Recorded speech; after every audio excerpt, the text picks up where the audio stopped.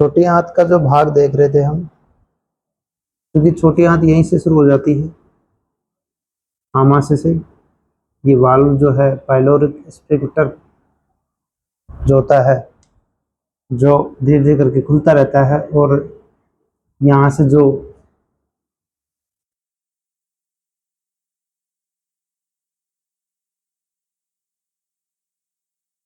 बाहर निकलता है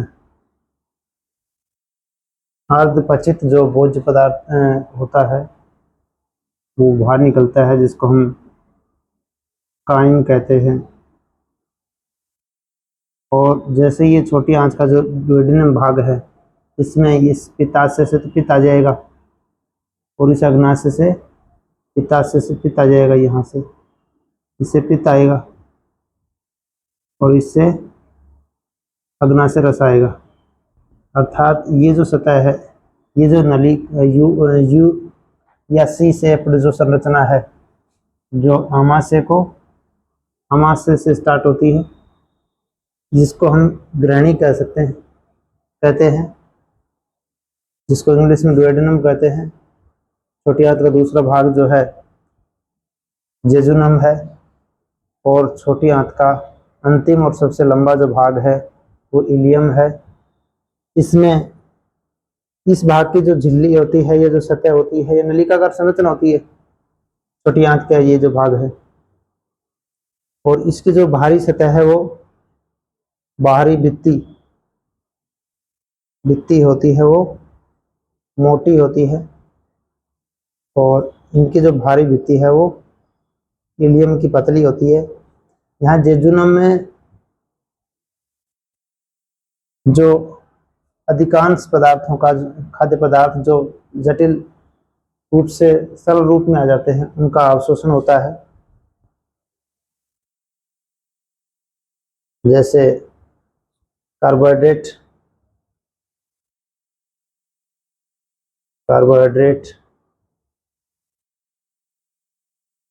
वसा एंड प्रोटीन। और इलियम भाग में विटामिन B12 का अवशोषण होता है। छोटी आंत की जो जेजुनम और इलियम भाग है, इसके स्ट्रक्चर मैं दोबारा से बनवा देता हूँ, एक बार उसे रिपीट कर लेना। वैसे ये जो छोटी आंत यहीं से शुरू हो जाती है। एलिमेंट्री कैनाल की बात करें, मुख से लेकर के अनस तक है।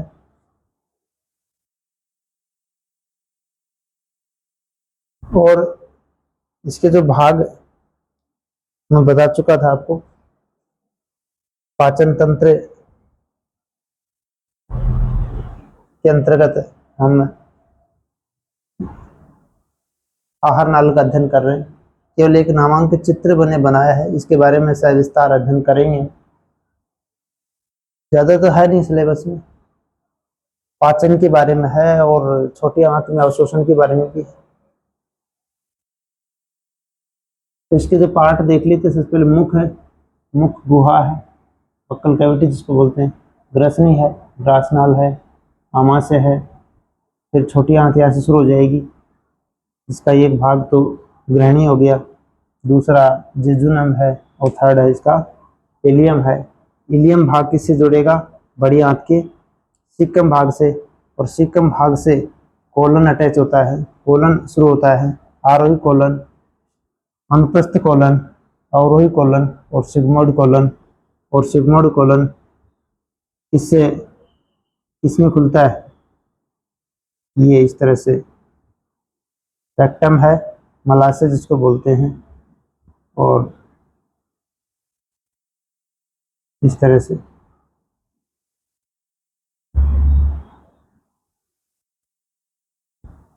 ये मलाशय है, रेक्टम भाग जिसको इंग्लिश में बोलते हैं, और ये एनस है, और ये एनल कैनाल है। छोटी आंत को थोड़ा सा मैं एक बार दोबारा से थोड़ा इसकी जो स्ट्रक्चर है उसको मैं बनाने की कोशिश करता हूँ। वैसे यहाँ दुइडेनम जो है ना, ग्रहणी की जो छोटी आंत का एक भाग है, ग्रहणी, वो यहाँ तक होती है। ये थोड़ा सुझाई दृष्टि से मैं यहाँ से शुरू कर देता हूँ।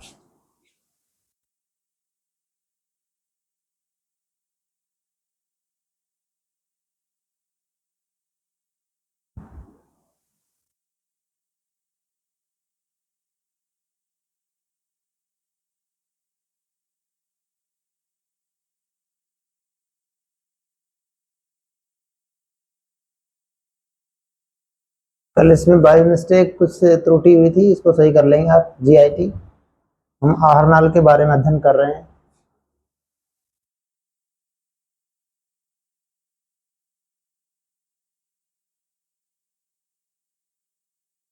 देखो, वैसे हम बात करें तो सिलेबस में क्या दे रखा है उसकी चर्चा करता हूं मैं। तो सिलेबस में भाई आपके है मनुष्य में पोषण। पोषण में महत्वपूर्ण क्या होता है? पाचन तंत्र होता है। और पाचन तंत्र आपके सामने ही है।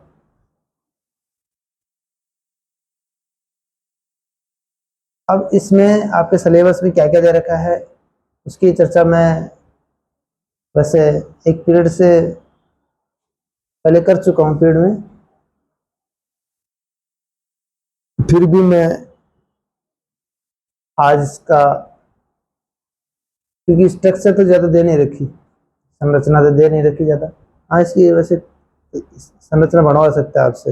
एक तो समझ लो एक बार इसको भाई। ये देखो, मैं इसको एक बार शायद लिख लिया होगा आपने इसको, मैं मिटा देता हूँ। ये सिलेबस में क्या दे रखा है? मनुष्य में पोषण। और पोषण की डेफिनेशन आप देख चुके हैं। भोजन के अंतर्ग्रहण से लेकर के उसे ऊर्जा मिलने तक की प्रक्रिया को क्या कहते हैं? पोषण कहते हैं। सामान्य सरल परिभाषा के रूप में हमने देखा था। और इसमें मानव विशेष को एग्जाम्पल लेकर के अध्ययन कर रहे हैं। तो मानव में जो पोषण है, जैसे यहाँ भोजन का अंतर्ग्रहण हुआ, यहाँ मुख गुहा में आएगा, मुख गुहा से ग्रसनी में आएगा, ग्रसनी से ग्रास नाल में आएगा, ग्रास नाल में बोलस के रूप में, इस तरह से बोलस के रूप में किस में आएगा? आमाशय में आएगा। 4-5 घंटे तक पड़ा रहेगा, पाचन होगा उसका, फिर वो कुछ पेस्ट के रूप में बाहर निकलेगा। एक तो ये वाल्व होता है, इस वाल्व को तो कहते हैं गैस्ट्रो ओएसोफेजिनल स्फिंक्टर। और दूसरा एक ये वाल्व है। तो मनुष्य में जो पोषण है वो कहाँ होता है? पाचन तंत्र में। और पाचन तंत्र आपके सामने है। इसमें हम अध्ययन करेंगे एक तो आहार नाल का करेंगे, और इसमें सहायक ग्रंथियां, वो सहायक ग्रंथियां कौन कौन सी हैं? रिपीट लिख दूंगा दोबारा से। तो आहार नाल का स्ट्रक्चर तो आपके सामने ही है। आहार नाल का पार्ट देखें तो आहार नाल कहाँ से शुरू होती है? मुख से शुरू होती है, माउथ बोल देते हैं। उसके बाद मुख जो है, ये स्ट्रक्चर आप देख रहे हैं, अच्छे से देख लो। यूं मुंह फाड़ करके स्ट्रक्चर, अच्छा डायग्राम आपको मैं दिखा रहा हूं। इसमें यानी आहार नाल यहाँ से शुरू है, ये मुख है, ये अंदर की जो जगह है जिसमें दांत आगे, जीभ है, दोनों तालू आगे, ऊपरी ऊपरी ऊपरी तालू, निचली तालू, ऊपरी जबड़ा, निचला जबड़ा। निचला जबड़ा चलता है, ऊपरी जबड़ा, ऊपरी जो जबड़ा है, कठोर तालु जिसको बोलते हैं, वो स्थायी होता है। दांत आगे, जीभ आगे, कुछ के अंदर एक काकल है, 2 ओष्ठ हैं। अभी बताऊंगा इसके बारे में। एक ये नाम लिख देता हूँ। मुख है, मुख गुहा है, मुख गुहा जिसको क्या बोलते हैं? Buccal cavity. ये बक्कल कैविटी है। ये जो स्ट्रक्चर है ये बक्कल कैविटी की है, आप अच्छे से देख रहे हैं। इसमें ये जो संरचना आप देख रहे हैं, इसमें मुख है, अर्थात एक दरार रूपी संरचना होती है, 2 ओष्ठों से घिरी होती है। उसके अंदर 2 जबड़ों से घिरी आकृति है। एक जबड़ा, ऊपरी जबड़ा स्थायी होता है, निचला जबड़ा चल होता है। दोनों जबड़ों में दांत होते हैं। 4 प्रकार के दांत होते हैं मनुष्य में, वयस्क मनुष्य में। और इसके निचले तालु पर जीभ होती है। और उसके आगे इसमें आप देख रहे हैं, बीच में एक काकल है।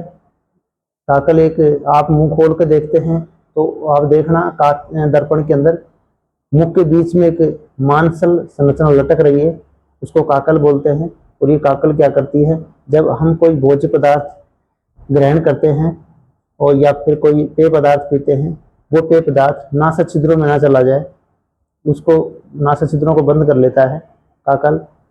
उसके बाद जीभ है, ये मुख गुहा है। इसमें आपके सिलेबस में इस बक्कल कैविटी से एक दांत से प्रश्न बनेगा। कहाँ से बनेगा? दांत से प्रश्न बनेगा। और दांतों से बना हुआ है, बोर्ड एग्जाम प्रश्न आ भी चुका है, दांतों के प्रकार पूछे हैं। एक इसमें दंत क्षरण, दांत कैसे खराब होते हैं, दंत क्षरण एक बिंदु दिया हुआ है। और इसके अंदर ग्रसनी है, मुख गुहा है। तो मुख गुहा से आपके यहाँ पे प्रश्न बनेंगे। एक तो दांत पे प्रश्न बनेगा, दांत। और दूसरा है लारी ग्रंथियों पर, दांत पर। और दांत पर बनेगा, दांत के प्रकार पूछ सकता है। और एक पूछेगा आपसे दंत क्षरण, लार ग्रंथियों के बारे में पूछ सकता है और लार के कार्य पूछ सकता है। उसके बाद बक्कल कैविटी से आगे आएंगे तो एक स्थान है ग्रसनी, जिसको हम कहते हैं ओएसोफेगस, सॉरी फेरेनिक्स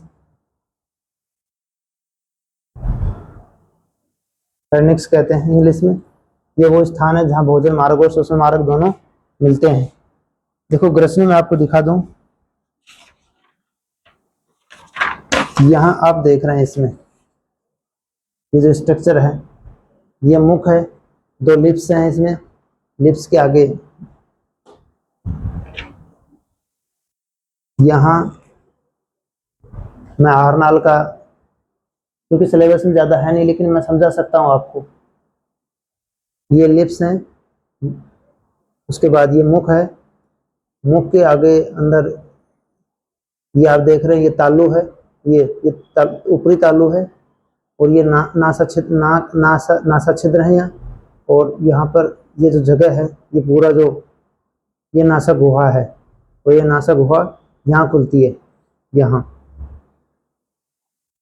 दूसरा ये लिप्स हैं, होठ हैं, होठ के अंदर ये दांत हैं और ये जीभ है।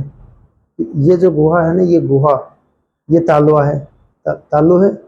ये जो गुहा है, इसके अंदर जीभ है, दांत हैं, लार ग्रंथियां हैं। और ये जो है ना, जो इसके ऊपर से, जीभ के ऊपर से, इधर से हम कुछ खाएंगे, बोलस बनेगा ना, जीभ के ऊपर से आएगा और यहाँ आएगा। तो ये जो जगह है, ये जगह, इस जगह को हम क्या बोलते हैं? ग्रसनी बोलते हैं। तो ये जगह ऐसी है जहाँ ये श्वसन मार्ग भी मिलता है और भोजन मार्ग भी। लेकिन यहाँ आप देख रहे हैं, ये देखो, ये अच्छे से देख लो, ये आपका श्वसन मार्ग है, आगे का कंठ है, ये कंठ है यहाँ, और ये भोजन मार्ग है। अब भोजन जब बोलस इसमें से आएगा, जीभ के ऊपर से आएगा इधर से, तो जैसे ही नीचे यहाँ पर आएगा, तो ये जो एपिग्लोटिस है ना, ये ऊपर है, ये ढक्कन ऊपर हो रहा है, ये नीचे हो जाएगा। और नीचे हो जाएगा तो बोलस जो है वो इसमें ना जा करके सीधा नीचे आ जाएगा। एपिग्लोटिस क्या काम करता है? ग्रसनी वह स्थान है जहाँ भोजन मार्ग और श्वसन मार्ग दोनों मिलते हैं, ये स्थान ग्रसनी कहलाता है। और ग्रसनी में जब भोजन बोलस के रूप में, अर्थात ग्रास के रूप में जब हम भोजन निगलते हैं, तो निगलते समय जो ये श्वसन मार्ग के ऊपर ये जो एपिग्लोटिस बना हुआ है ये नीचे हो जाता है और भोजन जो है वो श्वास नली में ना जा करके भोजन नली में चला जाता है।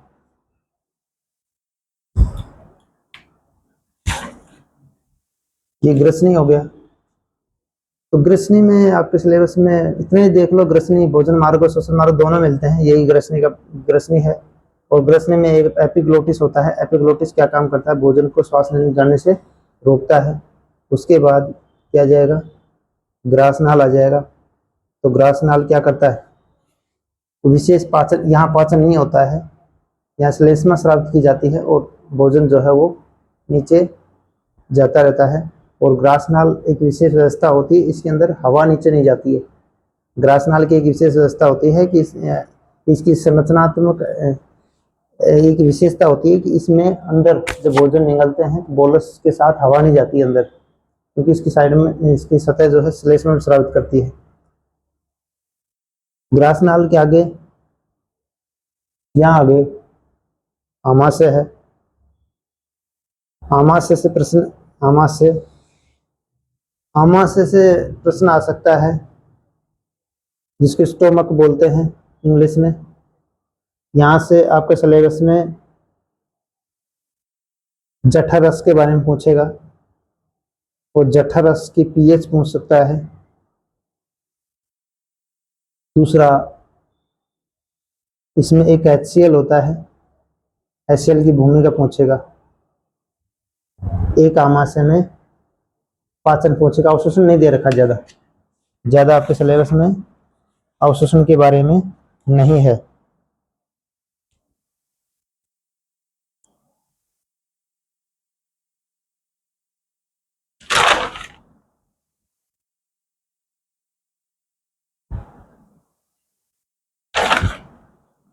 हाँ, इसकी जो पीएच है 1.5 से 3.5 है। जठररस की जो पीएच होती है वो 1.5 से 3.5 होती है। आमाशय से जो प्रश्न आएंगे, आमाशय में पाचन पूछेगा, आमाशय में जठररस के बारे में पूछेगा, जठररस की पीएच पूछ सकता है, और HCl जो जठररस के अंदर जो ये जो कोशिकाएं हैं, आमाशय के जो आंतरिक जो सेल्स हैं जिनको ऑक्जेंटिक सेल्स कहते हैं, ऑक्जेंटिक सेल्स ये पैराइटल सेल्स, वो HCl का श्रवण करती हैं। HCl की क्या भूमिका है उसकी चर्चा करेंगे। और आमाशय के बाद कौन सी आंत आ जाती है? छोटी आंत आ जाती है।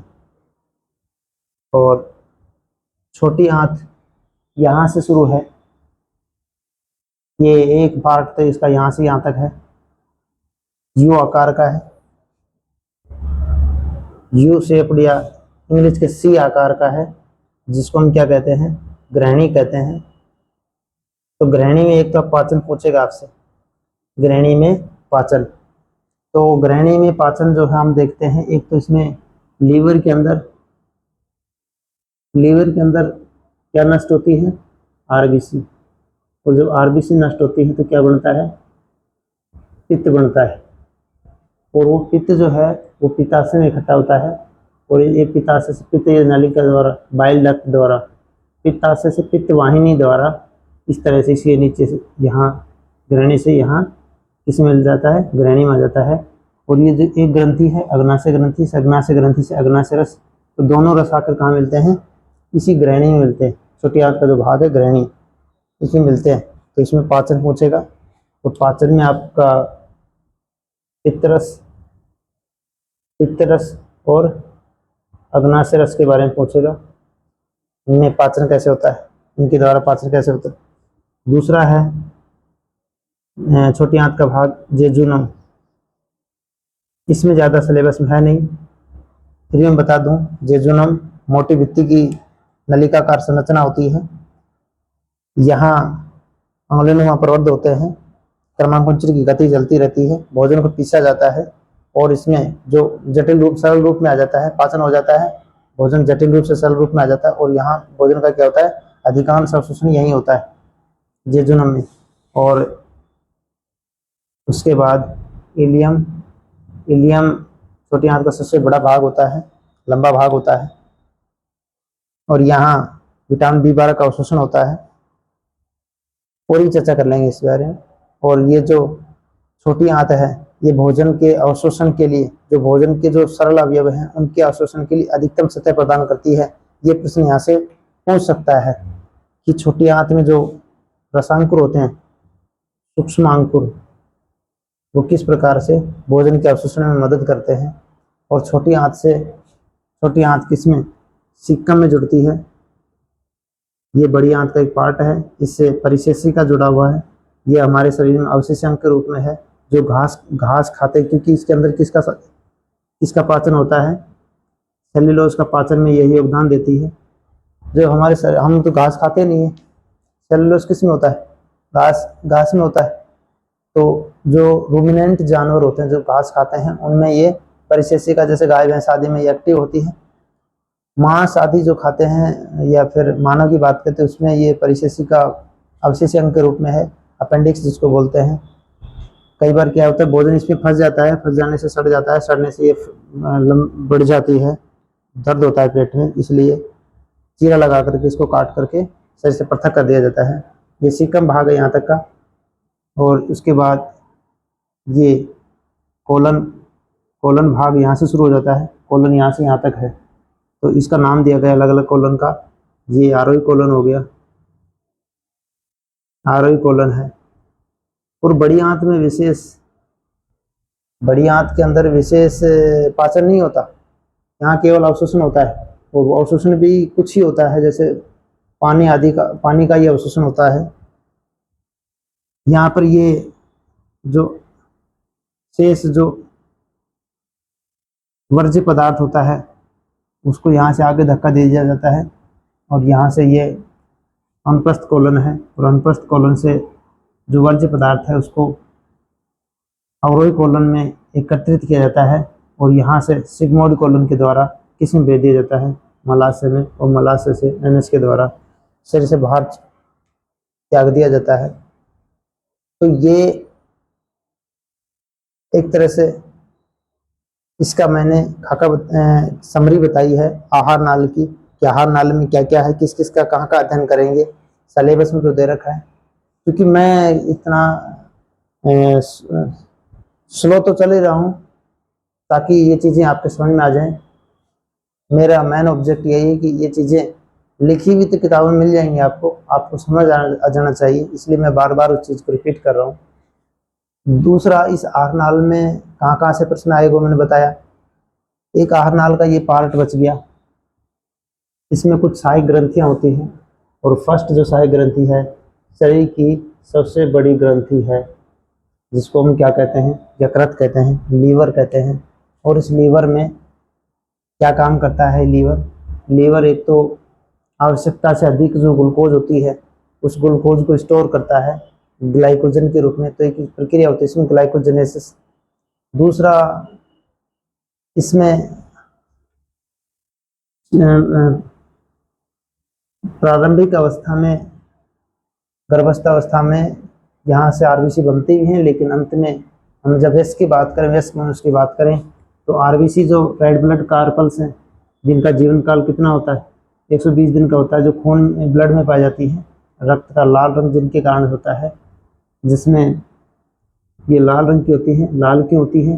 क्योंकि इसमें एक वर्णक होता है, इस वर्णक का क्या नाम है, हीमोग्लोबिन। और हीमोग्लोबिन में दो चीज़ें हैं, एक तो हिम है, हिम प्रोटीन है, सॉरी हिम वर्णक है, और हिम वर्णक कौन सा है, लोहा है इसमें, और वो कौन सी अवस्था में, प्लस ऑक्सीकरण अवस्था में है। और इसमें जो आरबीसी बारे में बता रहा हूँ मैं, यकृत के कार्य की चर्चा कर रहा हूँ। यकृत में तो ग्लाइकोजेनेसिस होता है, अर्थात आवश्यकता से अधिक जो ग्लूकोज है उसको ग्लाइकोजेनेसिस द्वारा ग्लाइकोजन में स्टोर किया जाता है। आवश्यकता पड़ने पर ग्लाइकोजन से वापस ग्लूकोज बढ़ा ली जाती है। आरबीसी हमारे रक्त का आगे पढ़ेंगे, ब्लड सर्कुलेटरी सिस्टम पढ़ेंगे, उसमें रक्त कणिकाओं का अध्ययन करेंगे। और रक्त कणिका में जो आरबीसी होती है, लाल रक्त कणिका होती है, जिसका जीवन काल 120 दिन का होता है। ये 120 दिन के बाद जब ये मरती है, नष्ट होती है आरबीसी, तो चूंकि आरबीसी लाल रंग की होती है, और लाल रंग की क्यों होती है, क्योंकि उसमें एक वर्णक होता है हीमोग्लोबिन। और हीमोग्लोबिन में कौन सी धातु होती है, लो धातु होती है। कौन सी धातु होती है? लो धातु होती है, Fe2+ ऑक्सीकरण अवस्था में होती है। एक इसमें हीमोग्लोबिन जो वर्णक होता है उसमें एक हिम है, हिमवर्णक है जिसमें लोहा है, और एक है इसमें ग्लोबुलिन प्रोटीन है। तो जब ये आरबीसी 120 दिन का में शरीर के चक्कर करके अपना कार्य पूर्ण करके जब इस नष्ट होती है तो कहाँ नष्ट होती है? यकृत में नष्ट होती है। और लीवर में जब नष्ट होती है तो इसे एक तो ज़्यादा नष्ट होती है तो लोहा बाहर निकलता है, तो इसलिए ठंड लगती है। अर्थात जब मलेरिया रोग होता है तो मलेरिया रोग में आरबीसी नष्ट ज़्यादा होती है, इसलिए ठंड लगती है, वो लोहे की वजह से लगती है। तो ग्लोबुलिन प्रोटीन है, इस ग्लोबुलिन प्रोटीन से ही क्या बनता है? पित्त बनता है। और वो पित्त जो है